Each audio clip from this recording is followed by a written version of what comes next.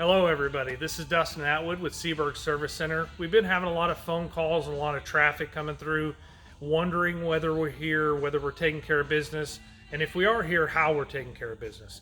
So we have a lot of processes that we've always had. We've ramped up a lot of our sanitation process. We've also added kind of a no-touch process, if you will.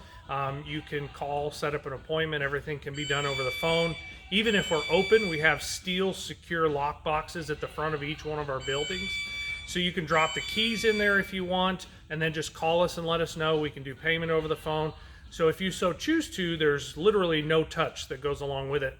Once the car comes in, we sanitize obviously the keys, we sanitize the vehicle, we have personal protective devices with gloves, etc. to make sure that it's in good shape. When we take it from you, we also run through those processes as we give the vehicle back to you. We understand why folks are calling. They're calling because they want to make sure that if their car is needed to get to whatever comes up or whatever situation arises, that their car performs like it's supposed to. And that's what we're here for. That's what we're here for. We're here Monday through Saturday, 8 to 5. Each one of our locations has a master certified technician to make sure that we're ensuring the best product back to you. So when you depend on the vehicle, it performs as needed.